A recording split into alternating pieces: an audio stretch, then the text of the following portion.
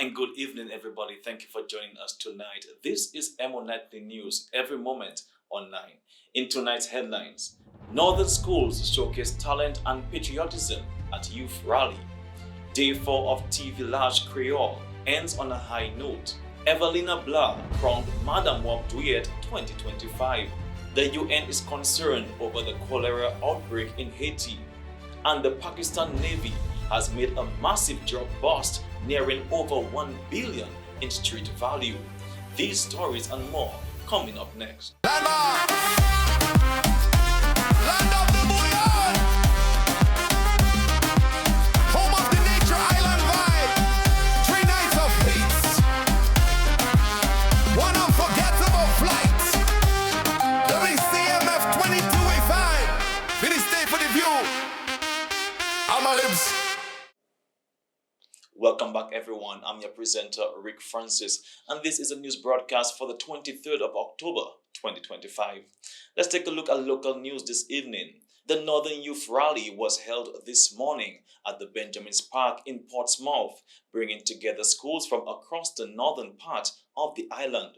The ceremony was graced by the presence of the President of Dominica, Her Excellency Sylvanie Burton, and her husband, along with government officials and Mayor of Portsmouth and other invited guests.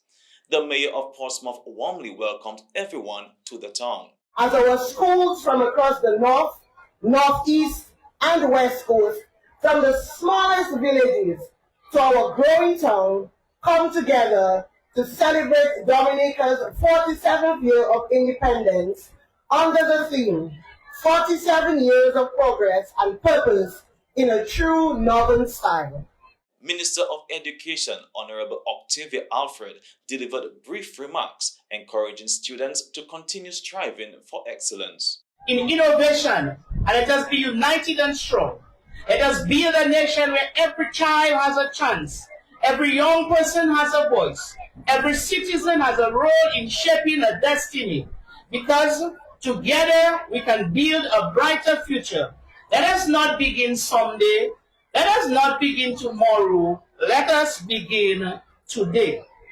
Thank you very much. God bless you. Jesus loves you and I love you too. Good morning. Honorable Fenella Wenham Shepherd also addressed the students. Today, as you march in unity, dressed in your school colors and filled with purpose, you remind us of something powerful, that the future of Dominica is not a distant dream. It is dynamic. It is walking among us right now. You are the future engineers, artists, scientists, entrepreneurs, and leaders who will conceptualize and shape our communities, our economy, and our culture. Years from now, you'll remember today at the Benjamin's Park in Portsmouth. You'll remember my call for you all to be leaders. But you have to start when? Now. Honorable Roland Roye, representing the Prime Minister, also addressed the gathering, highlighting the importance of youth participation in national development. Students, as we celebrate independence, I also want you to consider what it means to be a good citizen. It means understanding that you are part of something greater than yourself. It means taking pride in your country, your school, your community. It means helping others, caring for your environment, and standing up for what is right. We want you to understand that leadership is about service, that Dominica belongs to all of us, and each of us, young and old, has a duty to protect it, to nurture it, and to make it stronger. The program featured a variety of performances, including an appearance by Shelley of Signal Band, Paybush Primary Ballet, and others. Awards were given to students as well as community members. The highlight of the morning was the impressive march past by the participating schools. Get out your phones, get out your cameras. Share the children as they pass. Take your photos.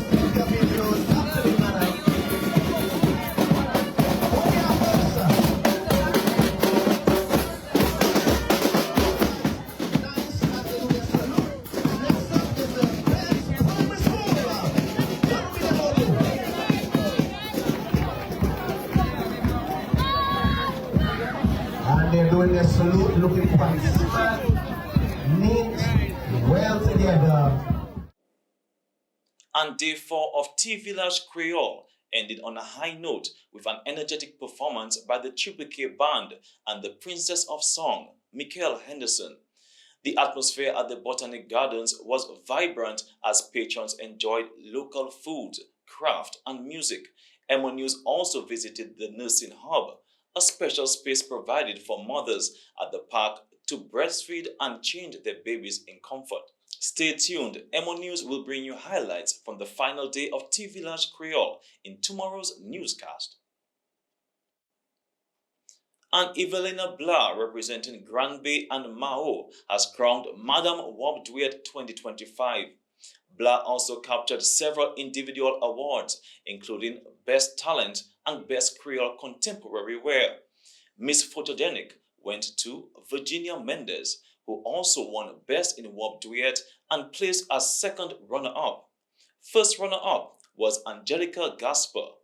The show, which celebrated Dominica's rich cultural heritage and the elegance of the traditional Wob Dwiyet, drew an appreciative audience and showcased the creativity and pride of Dominican women. Let's hear from the winner who encouraged participation in such events. It's great being the winner for the Madam Wob, and it was a challenging situation, but I handled it. As I said, I'm going to tell young people, don't be afraid. Just do what you have to do. It was hectic, but I did it. I emerged winner because of hard work, pays off, girl. Yes. I love all the rounds, but my favorite one was what I'm in there now, the Wob. Yes. Please participate in your culture. Take part in the Miss. When you get to the Madam, participate because it's our culture and we're supposed to love our culture. So young people, please participate in your culture. Thank you. First runner-up, Mrs. Angelica Gasper, said the experience was great. I did my best and I placed first.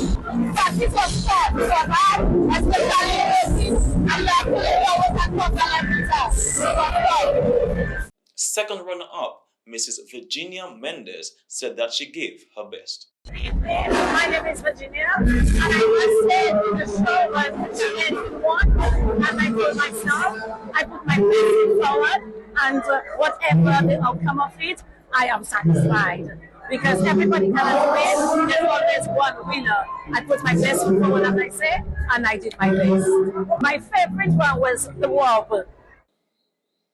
And that's all for local news this evening. Regional news coming up next after this break.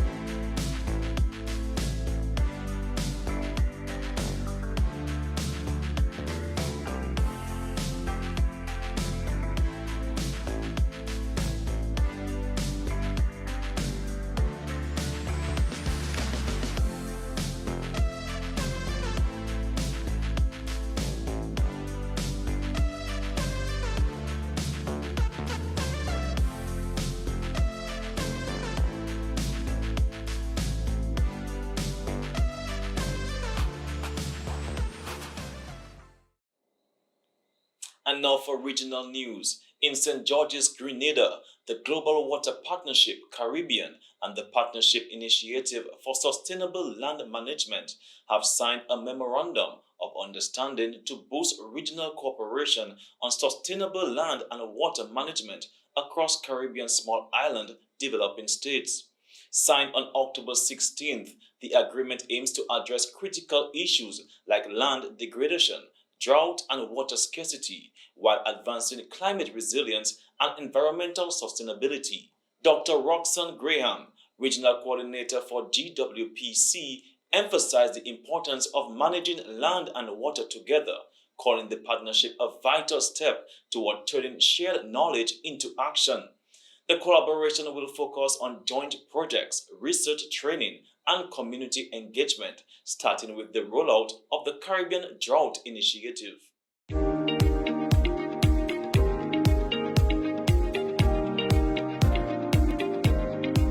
I like to say, it's never too late to start action on the ground. And to combat land degradation, as we sign this MOU, I must add that we want to reduce water scarcity as well. So GWPC looks forward to this strategic collaboration, information exchange, and joint action in support of sustainable land and water resource management in the Caribbean seas.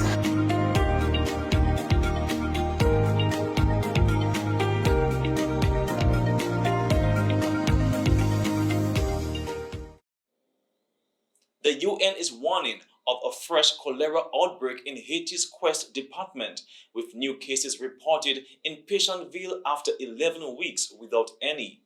Between October 5th and 11th, 139 suspected cases were recorded, including over 20 confirmed and 5 deaths.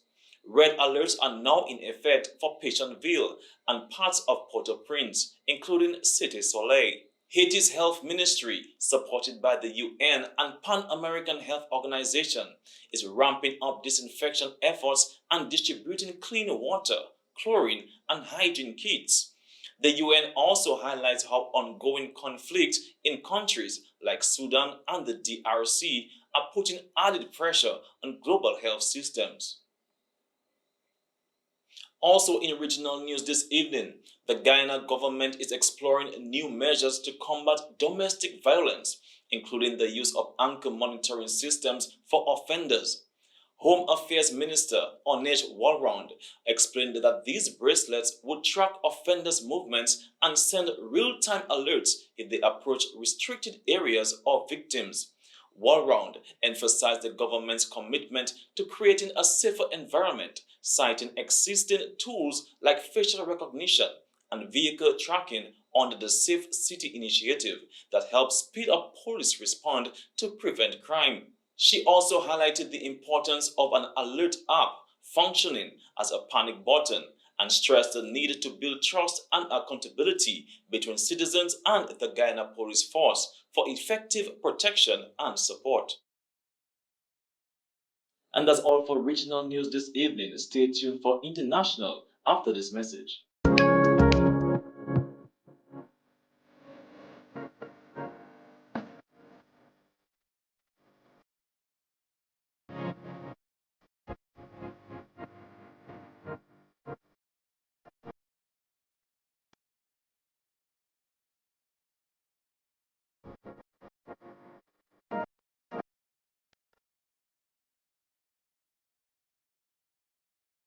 And now for international news. Peru's President Jose Herri has declared a 30-day state of emergency in Lima and Callao to combat rising crime. The move allows the military to support police in maintaining order. It follows recent protests that left 1 dead and over 100 injured. Herri, sworn in earlier this month, says restoring security is a top priority. Critics note similar past measures have had limited impact.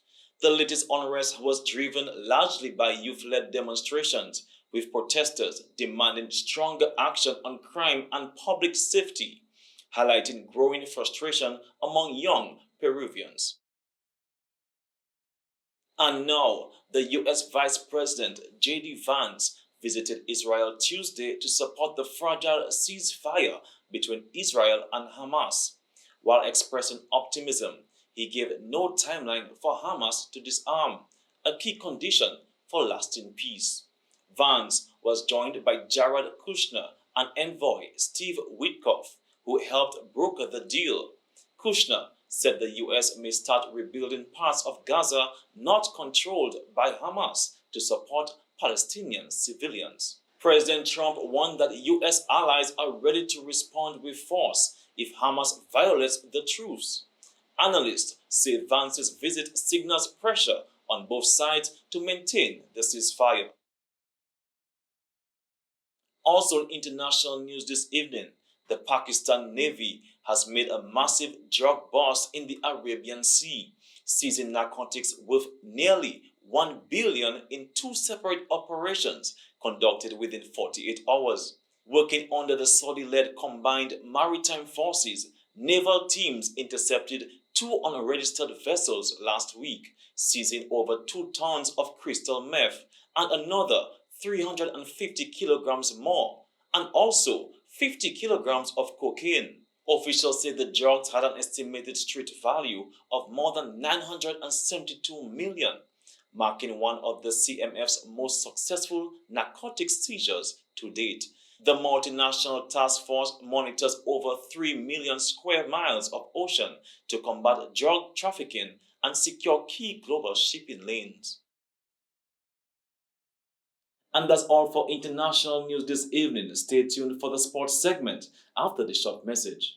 Double the draws, double the chances, double the excitement. Match 5, your local jackpot game.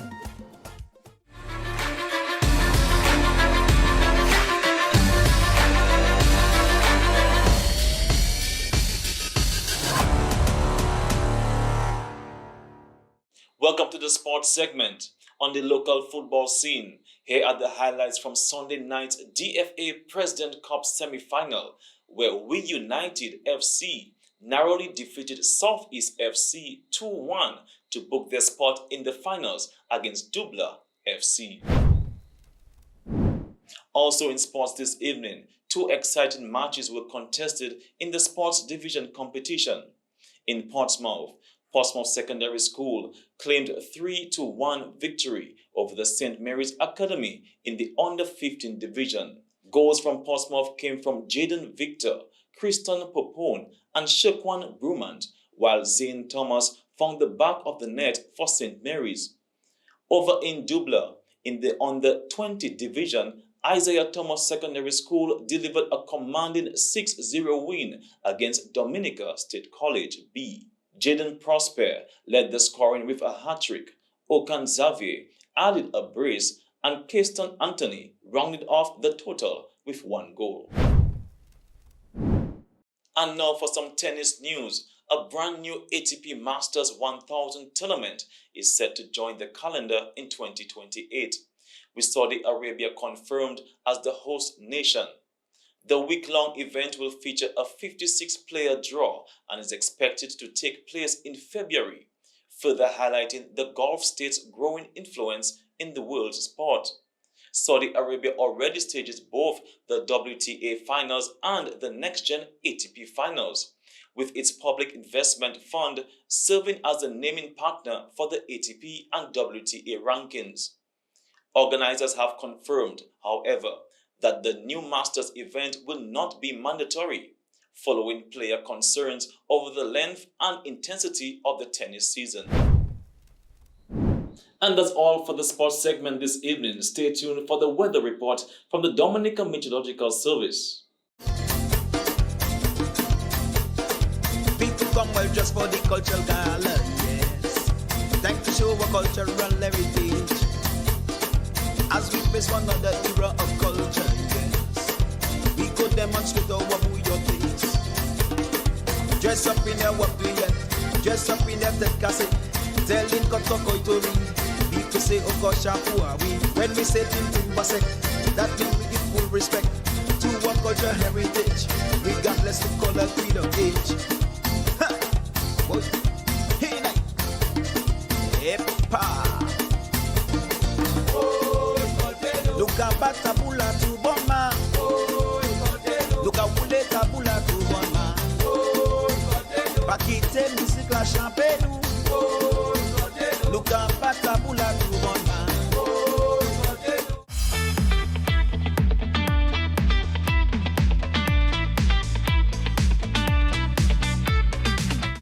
Good day to you. This is the weather broadcast from the main studio at Jimmy for today, October 23rd, 2025.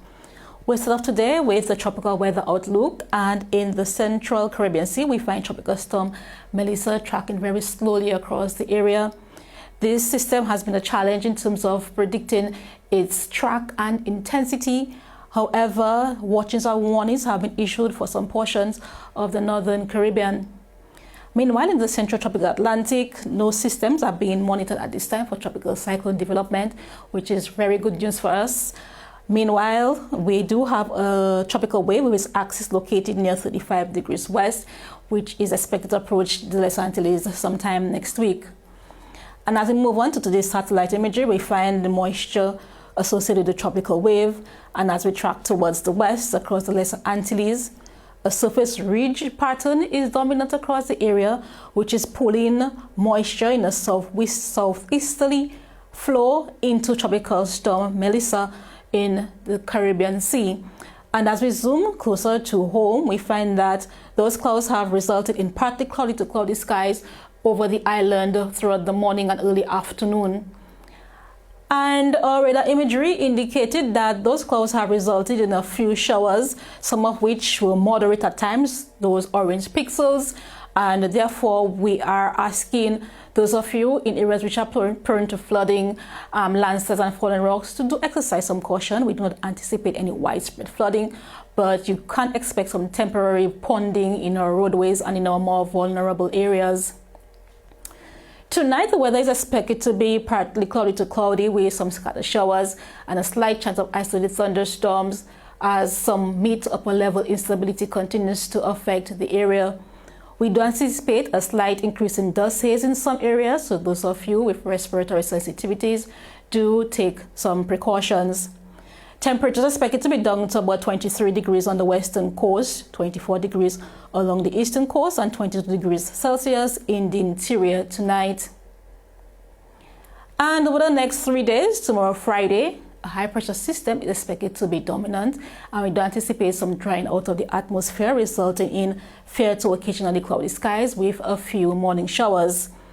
By Saturday, partly cloudy to cloudy skies are anticipated with a few showers as well.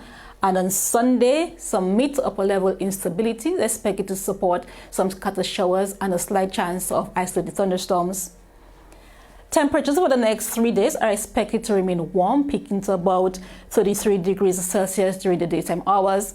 However, with winds of about 30 kilometers per hour, even 35 kilometers per hour by Sunday, this could sort of modulate the temperatures and allow us to feel less oppressive warmth into the weekend. And in the marine environment, today we do expect our wave heights along the east coast to continue decreasing, peaking to about 5 feet tomorrow. However, we do anticipate an increase in northerly swells along the eastern coast tonight, and therefore we will be issuing a high surf advisory this evening. This yellow alert is expected to be maintained throughout the weekend, with an increase in wave energy anticipated by Sunday. Seas expected to peak up to 7 feet along the eastern coast. It is possible that we could also see some westerly swells impacting the western coastline on Sunday as a result of Tropical Storm Melissa's track across the Caribbean Sea. The sun will rise tomorrow at 5:59 a.m. and will set at 5:40 p.m. The first high tide tomorrow will be at 6:14 a.m. and the first low tide at 11:12 a.m. Do remember that for updated information, you can join us in our WhatsApp channel. You can gain access by scanning this QR code, or visit our Facebook or Instagram platforms at Dominica Met, or even our website at weather.gov.dm. To continue to stay informed and to be prepared, and do continue to enjoy the activities which are taking place as a result of our 47th Independence Anniversary activities. Thank you for joining us today. Until next time. And this brings us to the end of tonight's news broadcast for the 23rd of October 2025. I'm the presenter, Rick Francis, and on behalf of the entire newscast, we say thank you for viewing. This has been EmoNews News, every moment online. Good night.